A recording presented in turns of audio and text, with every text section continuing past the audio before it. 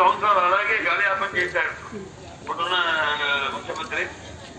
మీరేమో మేము మీకు అండగా ఉంటాం. తప్పకుండా ఏదైతే మొదటి కూడా నాన్నగారి నుంచి కూడా దేశ మహిళలకు ఆస్తుల సమానం చేసేదేమి, లేదా మహిళలకు విశ్వవిద్యాలయం ఏర్పాటు చేయడం అయితేనేమి, ఇలా ఎన్నో మహిళలకు స్థానిక ఎన్నికల్లో రిజర్వేషన్స్ ఎప్పుడు మహిళలకి అన్ని విషయాల్లో ప్రాముఖ్యత ఇచ్చుకుంటూ వచ్చింది తెలుగుదేశం పార్టీ అధికారంలో ఉన్నప్పుడు. తప్పకుండా మేము అండగా ఉంటాం. తప్పకుండా ఏముంది ఇంకా 2 నెలలు 3 నెలలు అయిపోయింది. కానీ మీ విప్లవం మాత్రం మీరు ఆపద్దమ్మా.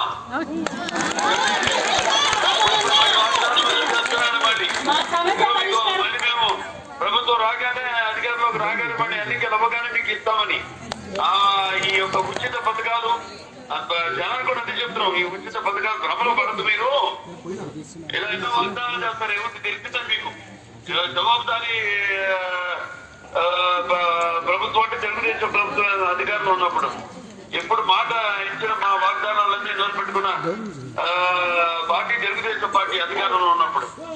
సో మీకు మేము తప్పకుండా అండగా ఉంటాం. నేను వస్తున్నా మళ్ళీ నేను హిందూపూర్కి వచ్చినప్పుడు మేము మన అందరిని కలుస్తాను. నేను తప్పకుండా కొంచెం ధైర్యంగా ఉన్నాడమ్మా. అలాగే డిఏలు అన్ని కలిసి చేశారు. ఏమీ ఇవ్వట్లేదు. పెంచుతాను గింజాలు పెంచలేదు. మరి చూస్తూ మన రాష్ట్ర పరిస్థితి ఎలా ఉంటుందో వాళ్ళ జనానికి అందరు కూడా చెప్పేది ఒకటే, ఈ ఉచిత వాగ్దానాలు ఉత్పత్తి వాగ్దానాలు ఏదో జాల్లో మేడలు కట్టడం, అలాగే ఉచిత పథకాలు ఈ భ్రమలో పడి మీ జీవితాన్ని మీరు నాశనం చేసుకోవద్దండి. మీకంతా మేము తెలుగుదేశం ఎప్పుడు అండగా ఉంటుంది. రేపు వచ్చే తెలుగుదేశం పార్టీ అధికారంలోకి తప్పకుండా ఏదో సమస్యలు అన్ని తీరుస్తాం. తప్పకుండా మీకు ఎప్పుడు అండగా ఉంటాను. నేను పార్టీ అండగా ఉంటుంది. రేపు అధికారంలోకి రాగానే మేము అన్ని సమస్యలు పరిష్కారం చేస్తాం తప్పకుండా. సార్ నమస్తే సార్. మాకు దూరం నుంచి ఉండడం కాదు, మాకు దగ్గర వచ్చి మాకు మద్దతు ఇస్తూ మేము వచ్చిన తర్వాత అదే సార్ అంటే మీరు వస్తే మాకు గ్రాట్యుటీ అమలు చేస్తారా, లేదా కనీస వేతనం ఇస్తారా, లేదా రిటైర్మెంట్ బెనిఫిట్ ఇస్తారా, అది అంటే మీరు చేయబోయేది ఏమనేది ఒక మేనిఫెస్టోలో మాకు ఒక డిమాండ్ చేర్చండి సార్. అదే మీ నుంచి మేము కోరుకునేది.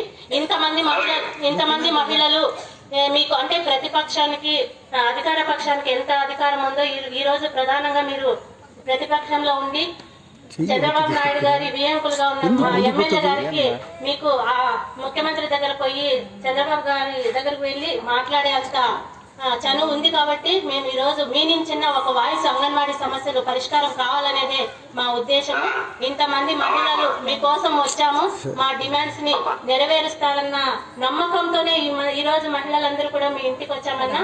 మీరు మా దగ్గరకు వచ్చి మా సమస్యలు విని మాకు మద్దతు ఇవ్వాల్సిందిగా తెలియజేస్తున్నాము. హిందూపురం కార్యదర్శి అని.